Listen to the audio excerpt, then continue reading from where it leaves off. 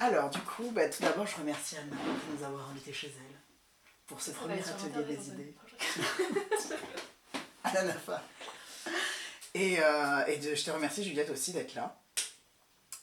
Parce que c'est vrai que il fallait libérer du temps pour être là, pour être ensemble, pour réfléchir au corps féminin. Alors, du coup, je vous propose de réfléchir sur l'existence ou pas du cerveau féminin. Vaste question. Vaste question, qui va nous amener à étudier un petit peu le cerveau, vous introduire un petit peu aux neurosciences, à la neuroanatomie. Donc peut-être qu'il n'y aura pas beaucoup de nouveautés pour certains, pour certaines. Si. C'est pas grave. T'inquiète. Il y aura peut-être des rappels ou de la découverte, en tout cas. Vous faire partager ça, ça me paraît important parce que quand on parle, il faut savoir de quoi on parle, quoi. On parle du cerveau féminin, on parle du cerveau. Si on n'a pas, si on sait pas comment anatomiquement est cet organe, on ne peut pas trop réfléchir dessus. Donc, à la question, existe-t-il un cerveau féminin? Qu'est-ce que j'ai fait? Dans un premier temps, j'ai interrogé notre ami Google. Je lui ai demandé, donc, est-ce qu'il peut me trouver des informations sur le cerveau féminin? Alors, ce qui est intéressant, c'est que le premier lien, c'est un lien vers un ouvrage dont le titre est « Les secrets du cerveau féminin ». Alors, c'est intéressant parce que c'est vrai que le corps féminin, encore aujourd'hui, c'est un objet d'étude qui est assez mystérieux. Empli de mystère, empli de secret. On a envie de le découvrir au sens propre comme au sens figuré. Ensuite, on a des images qui nous présentent des cerveaux féminins. Bon, bien sûr, c'est des images à visée humoristique, mais je pense que derrière l'humour peut se cacher parfois des préjugés, enfin en tout cas des représentations qui sont à la base de certains préjugés qu'on peut avoir. Donc ce cerveau féminin, il n'est pas représenté de n'importe quelle façon, il est représenté sous forme avec des cases qui sont censées être différentes aptitudes, différentes compétences qui sont prêtées aux femmes, parce que derrière le cerveau féminin, on fait le lien avec le comportement ou les comportements des femmes. C'est l'idée qu'il y a derrière. Alors quand on veut, comme dans ce cas-là, définir quels peuvent être les comportements des femmes, forcément, on est obligé de parler du comportement des hommes et du cerveau dit masculin. Donc Google, là aussi, nous donne quelques indications, même si ça vise humoristique, sur ce qu'on peut avoir comme préjugé sur le cerveau masculin et le cerveau féminin.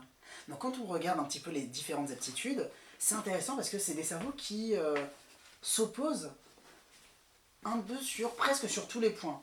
Donc par exemple, les femmes, les petites cases qu'on retrouve, elles indiquent aptitude au téléphone, jalousie, une énorme case hémisphère du besoin d'engagement, entre parenthèses mariage, centre du chocolat, envie d'acheter, écoute, et une petite case sexe avec une remarque, notez comme la petite cellule du sexe est intimement liée à la glande de l'écoute.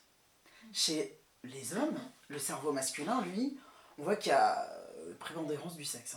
La sexualité, c'est sexe, on peut s'imaginer que c'est le sexe physique, l'acte sexuel, qui prend beaucoup de place, 3 cases. Ensuite, sport, intérêt pour la bière, aptitude aux travaux domestiques tout petit, repassage tout petit. Donc, si vous voulez, on a toutes ces cases, c'est pas pour rien qu'on les a chez les hommes et chez les femmes, c'est en fait pour faire le contraste entre les deux. Si l'homme a une petite case aptitude aux travaux domestiques, c'est vraiment pour dire qu'en gros, la femme, elle est faite pour ça, quoi. Donc on a la représentation de femme sociable à l'écoute, empathique, besoin de l'autre, gourmande, soignée, et l'homme sexuel, individualiste, besoin d'adrénaline. Alors d'où nous vient cette représentation par case? Ça vient pas de n'importe où. Si on a décidé de le représenter comme ça, c'est qu'il y a une raison, c'est que ça vient de quelque part. Et bien en fait, ça vient de la phrénologie, qui est une théorie du 19e siècle, dont le père est Franz Gall, donc un neurologue allemand. Donc la phrénologie, elle a un raisonnement qui est assez simple, c'est que, en gros, dans le cerveau, on a localisé des compétences, des comportements de base humains. Donc par exemple l'instinct maternel, le besoin d'aller vers l'autre, la sociabilité, etc. Différentes compétences de base, différents comportements de base. Et selon que ces fonctions elles sont plus ou moins développées chez un individu, la région qui est liée à cette fonction va être plus ou moins développée, d'un point de vue morphologique. Et le crâne prenant la forme du cerveau, si une région est développée, le crâne va prendre la forme de cette région, bah, il va y avoir une petite bosse si elle est développée. Si elle est moins développée, il va y avoir un petit creux où ça sera plat. Donc l'idée de Gall, c'est que comme on ne peut pas accéder au cerveau directement parce qu'il n'y a pas d'imagerie cérébrale à l'époque, on va regarder, palper le crâne pour regarder où c'est qu'il y a des bosses, où c'est qu'il n'y en a pas, et essayer d'interpréter quels peuvent être les comportements des gens, qu'est-ce qui est prépondérant chez eux, qu'est-ce qui est au contraire un peu déficitaire. C'est de là que vient en fait l'expression la bosse des maths, la bosse de l'économie, etc. Donc, malgré tous les défauts de cette théorie, aujourd'hui ça nous paraît complètement farfelu, elle a le mérite au moins de s'intéresser au lien entre cerveau et comportement. C'est un peu les balbutiements des neurosciences cognitives. Donc au vu des connaissances actuelles, maintenant si on fait un petit peu abstraction de la phrénologie, de tous les préjugés qu'on peut avoir, qu'est-ce qu'on peut dire des liens entre cerveau et comportement? Est-ce qu'il y a ancré dans les cerveaux des compétences spécifiques aux femmes et aux hommes? Et une représentation binaire du genre est-elle légitime dans les neurosciences? Parler d'hommes, de femmes, est-ce que c'est légitime quand on veut parler du cerveau? Donc pour répondre à toutes ces questions, il faut un petit peu s'intéresser au cerveau. Donc là, quand on regarde dans le cerveau, donc là je vous ai mis une image d'un cerveau qui est vu de face, on a un organe un peu gélatineux, mou, un peu gris, rosâtre, qui fait environ 1,5 kg, environ 1200 cm3, qui présente des plis, des replis, qu'on appelle des circonvolutions. Donc circonvolutions qui sont délimitées par des gyries et par des sillons, donc les creux. On remarque qu'il y a une énorme scissure en plein milieu qui vient délimiter deux hémisphères. Donc hémisphère gauche et hémisphère droit. Cette différence, elle est importante, même si là, elle ne paraît pas... 5 lobes pour chaque hémisphère. Donc lobe frontal, lobe pariétal, lobe occipital, lobe temporal. Et un autre lobe, le lobe insulaire, qu'on ne voit pas, qui est caché en fait derrière le lobe temporal. Donc le cerveau, il est composé de 100 milliards de neurones. Les neurones, c'est les cellules qui permettent la conduction du signal nerveux. Et presque autant de cellules gliales, c'est des cellules de soutien dont on peut parler finalement, mais qui sont là pour protéger les neurones, pour leur permettre de soutien, c'est des cellules de soutien qui ont différentes fonctions. Quand on regarde à l'intérieur, ça devient un peu plus intéressant. Donc là, on a différentes coupes en IRM, donc sagittale, coronale.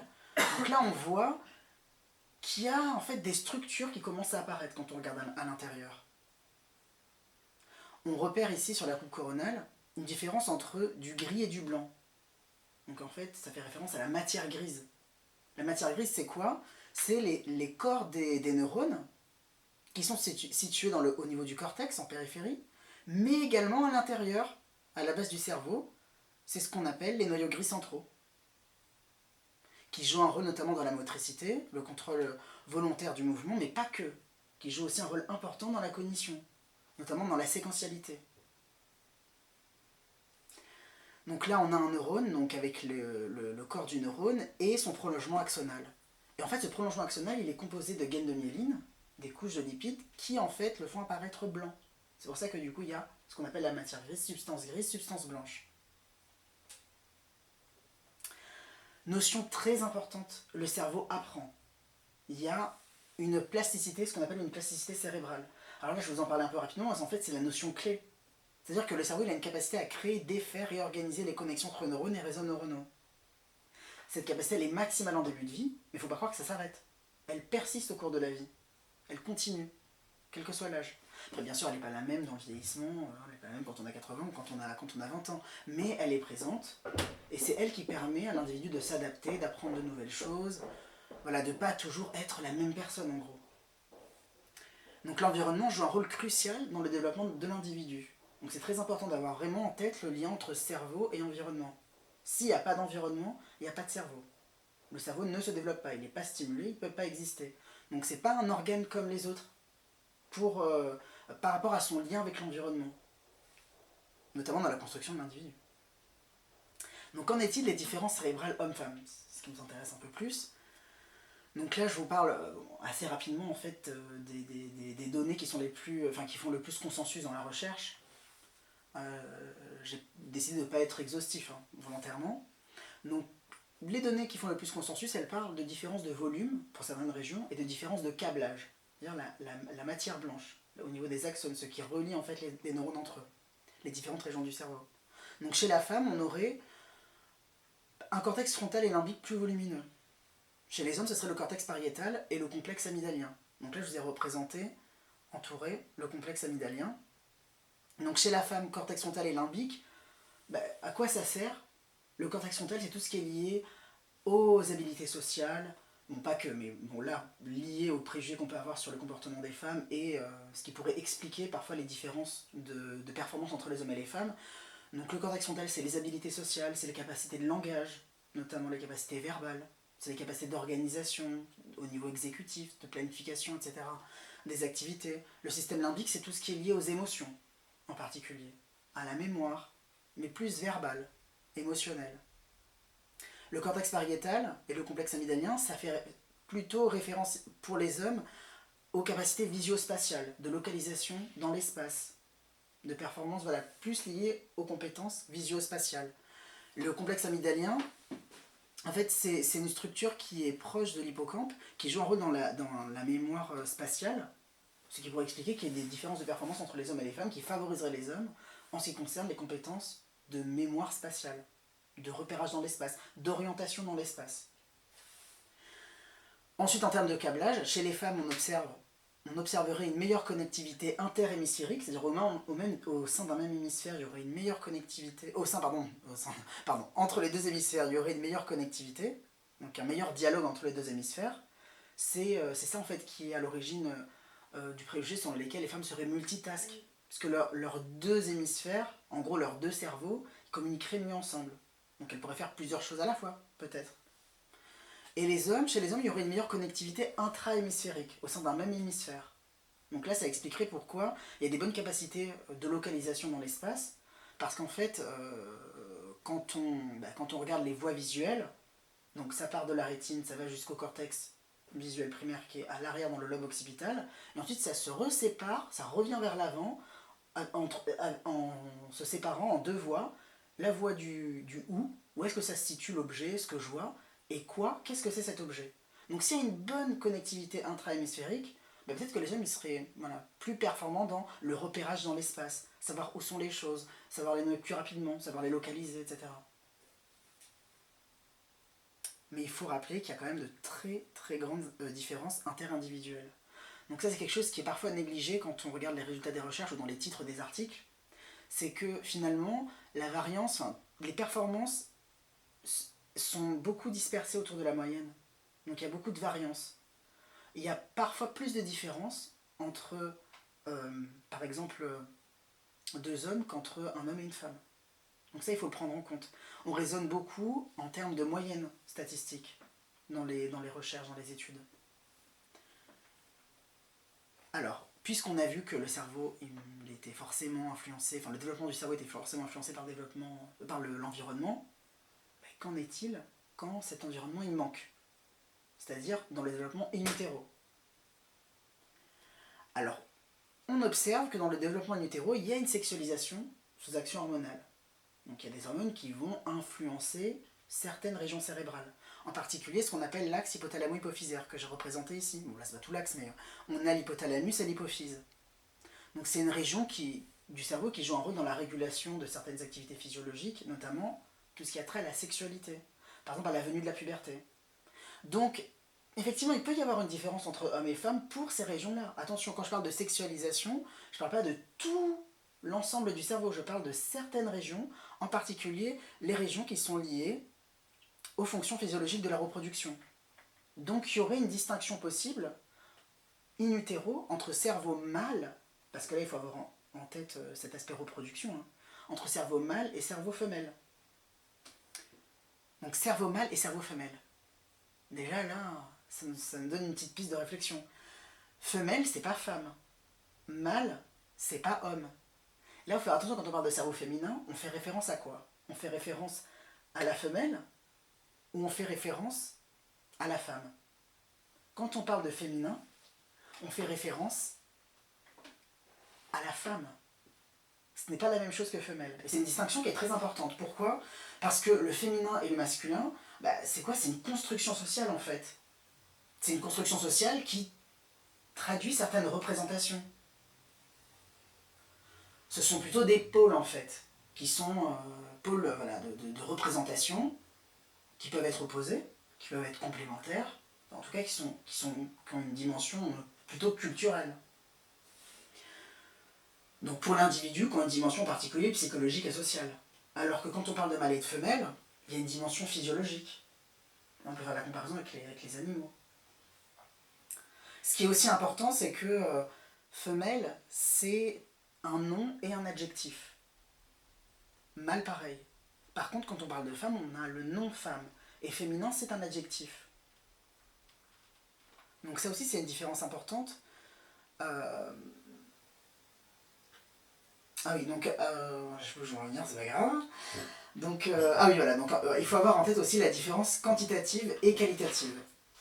Pourquoi? Parce que mâle, femelle, femme, homme, ça donne l'impression qu'il y a une différence en fait qualitative entre homme et femme, mâle, femelle. Donc, ok, les mots, c'est vrai, on a l'impression qu'ils s'opposent, mais concrètement, dans la nature, il se passe quoi? Est-ce que c'est aussi binaire que ça? Est-ce qu'il y a mâle, femelle, homme, femme? Comment ça se passe? Donc la nature est-elle binaire? Alors, en fait, non, la nature n'est pas binaire. Il y a des cas d'hermaphrodisme, il y a de l'intersexuation, l'ambiguïté sexuelle, qui fait que on a du mal à savoir si une personne, on peut la définir comme mâle, on peut la définir comme femelle. À différents niveaux. Hein. Là, je ne l'ai pas indiqué, mais au niveau des chromosomes, voilà, au niveau même des organes, voilà, même à différents niveaux, on peut douter, il peut y avoir une ambiguïté sur la définition, voilà, sur mâle ou femelle. Et c'est quelque chose qui est extrêmement important, que parfois on met de côté, surtout dans les études, mais qui doit être pris en compte pour remettre en question justement parfois l'idée que la différence elle est d'ordre qualitatif, alors qu'en fait c'est une différence quantitative, une question de degré. Moi je les appelais les individus hors normes, c'est peut-être pas le bon terme, mais bon, c'est le terme que je choisis juste pour mettre l'accent sur le fait qu'ils se situent en dehors de la norme, de cette norme mâle, femelle qui s'oppose bien, etc. Donc ces individus hors normes nous renseignent sur la nature quantitative des différences de genre. Vraiment quantitatif, on n'est pas dans le qualitatif. Alors pourquoi les neurosciences partent-elles du principe d'une différence qui est qualitative? Pourquoi? Donc là on va faire une petite parenthèse sur la neuropsychologie, donc pour mieux comprendre la démarche qui vise à faire le lien entre cerveau et comportement. Donc la neuropsychologie, son but c'est quoi? C'est de faire le lien entre une ou des lésions et un ou des troubles. Des difficultés au niveau comportemental, au sens large. Ça peut être de personnalité, ça peut être affectif, ça peut être cognitif, ça peut être émotionnel, etc. Elle a une visée descriptive, donc voilà, qu'est-ce qui se passe en gros, et surtout explicative. Pourquoi ça se passe comme ça et pourquoi ça se passe pas autrement? Grâce à des modèles. Donc là je le dis comme ça, mais c'est extrêmement important, cette histoire de modèles. Et ces modèles, actuellement, ils nous viennent de la psychologie cognitive et de la neurobiologie. Alors c'est très important parce que sans modèle, on aurait du mal à dire pourquoi ça se passe comme ça plutôt qu'autrement. Donc on met en évidence, pour faire le lien entre cerveau et comportement, on est obligé de mettre en évidence ce qu'on appelle des doubles dissociations. Donc par exemple, un exemple simple, il y a une théorie qui dit qu'il y a mémoire à court terme et mémoire à long terme. Mais comment je peux faire pour savoir que ça existe vraiment cette distinction au niveau cérébral? Pour savoir que c'est vraiment ancré qu'il y a une région ou un réseau de mémoire à court terme, et pareil pour la mémoire à long terme. Il faut trouver un patient qui a une lésion qui lui a causé des difficultés dans la mémoire à court terme et avec une mémoire à long terme préservée. Est-ce que c'est suffisant? Non, c'est toujours pas suffisant. Parce qu'en fait, on pourrait se dire, ok, peut-être qu'il y a d'autres régions en fait qui supportent la mémoire à court terme. Enfin, c'est pas très rigoureux de le dire juste avec le cas d'un patient. En fait, il faut une double dissociation. Il faut le cas d'un patient qui a le pattern contraire, qui a une lésion qui lui cause un trouble de la mémoire à long terme, mais une préservation de la mémoire à court terme. Et c'est cette double dissociation qui nous fait dire, ah ben oui, en fait, il y a une distinction au niveau cérébral entre ces deux types de mémoire, par exemple.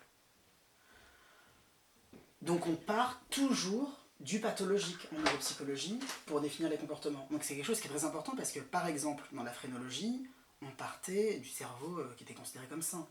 On avait une idée du fonctionnement normal et c'est ça qui nous permettait ensuite d'essayer de mieux comprendre le comportement des êtres humains. Alors qu'en neuropsychologie, on a le raisonnement inverse. On essaie de voir ce qui bug pour mieux comprendre le fonctionnement normal.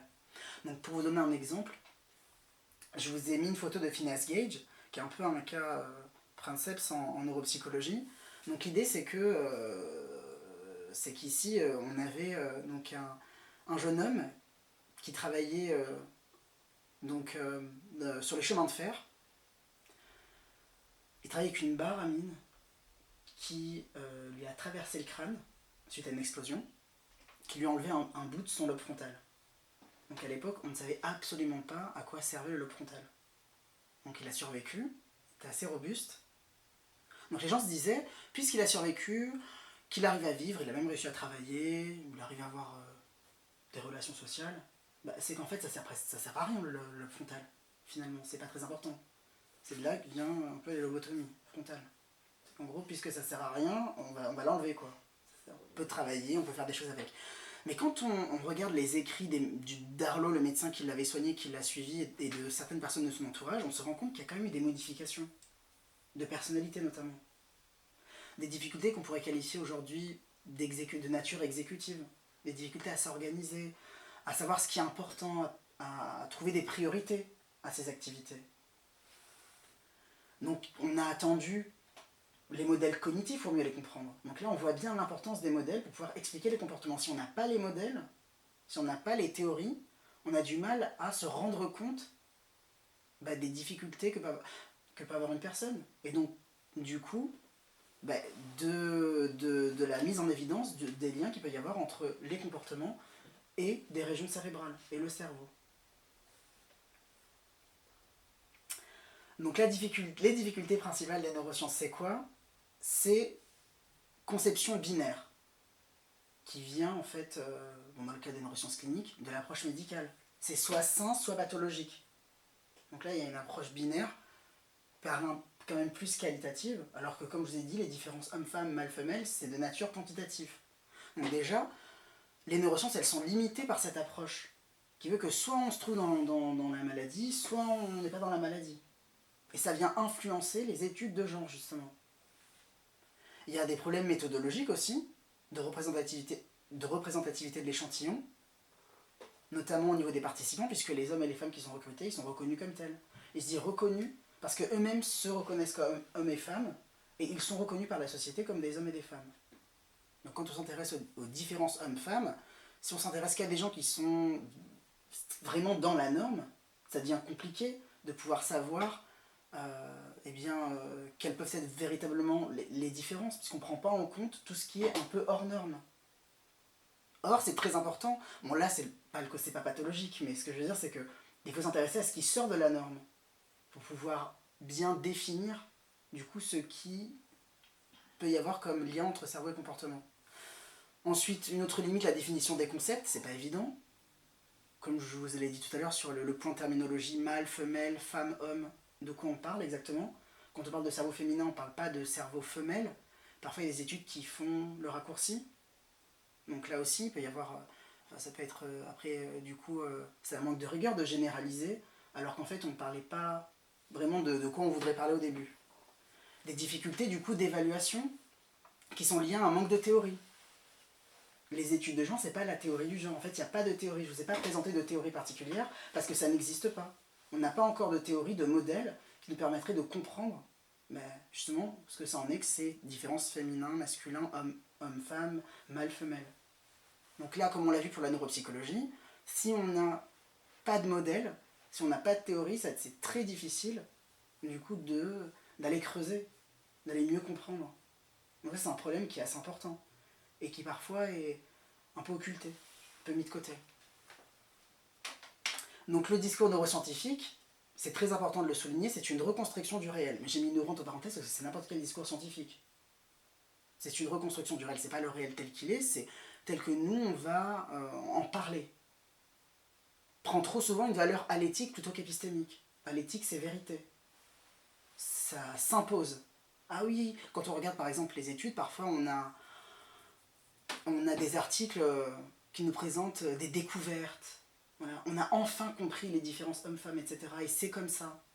Alors que ce discours devrait prendre plutôt une valeur épistémique. C'est des connaissances qui sont contextualisées, etc., dans le cadre d'un manque de modèles, en fait, qui traduisent bien souvent les représentations des chercheurs plutôt que le test de modèle, en fait. Et ça repose sur un traitement statistique, donc, et là en particulier, qui met de côté tous ces gens hors normes. Donc en conclusion, on a des différences qui peuvent être observées dans les études, enfin, c'est ce que les études nous disent, il y a des différences entre hommes et femmes, mais attention, ces différences ça doit être interprété avec prudence, on doit se demander quel niveau d'analyse, donc là, cerveau mâle, cerveau féminin, de quoi on parle là, et puis qui sont les participants, comment l'étude a été faite, en fait quelle est la rigueur, quel est le niveau de rigueur scientifique. Parce qu'il faut savoir que les études écartent les individus hors normes qui pourraient être très intéressants, comme dans le cadre d'une approche neuropsychologique en fait, où on part de ce qui va pas, de ce qui bug, là c'est pas ce qui va pas, mais en tout cas ce qui nous interroge, en tout cas. Pas ce qui nous conforte, ce qui nous interroge, pour mieux comprendre du coup ces différences entre les hommes et les femmes. Donc le cerveau féminin en fait, il existe mais pas comme on le pense. C'est une construction. Donc à la base il y a une sexualisation du cerveau, comme je vous l'ai dit, de certaines régions cérébrales, qui sont liées notamment à la venue de la puberté, etc., à la venue de caractères physiques, etc., qui sont liés au fait d'être mâle ou femelle.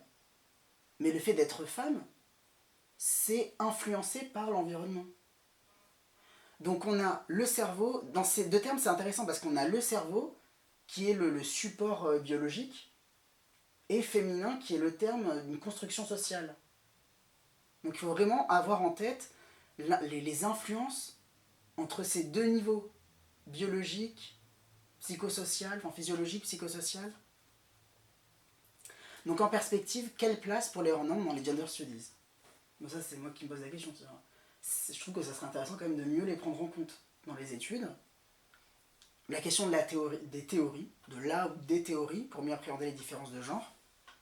Donc il faut faire attention quand on nous présente des résultats, sur quoi ça se base, qu'est-ce qu'on veut tester, qu'est-ce qu'on veut regarder. Se prémunir contre une interprétation trop psychologisante ou biologisante. Cerveau féminin. Les deux ensemble, c'est à la fois du biologique et du psychosocial et du culturel. Il y a tous ces aspects qui interagissent. Avec l'idée d'une différence qui est surtout de nature quantitative plus que qualitative. Donc, les cerveaux sont uniques. Hein. On peut pas à chaque fois. C'est difficile de généraliser à chaque fois. Donc les notions clés, plasticité, adaptabilité. Comme je vous ai dit tout à l'heure sur la question de la plasticité cérébrale, le cerveau, il a besoin de l'environnement. S'il n'y a pas d'environnement, si les neurones ne sont pas stimulés, les neurones meurent. On ne se fait pas sans environnement. Donc il faut prendre en compte cette notion de plasticité pour appréhender les différences hommes-femmes. Parce qu'il y a des différences inter-individuelles qui sont importantes entre hommes et entre femmes. Plus importantes au sein d'un groupe d'hommes et au sein d'un groupe de femmes qu'entre hommes et femmes. Voilà, merci pour votre attention.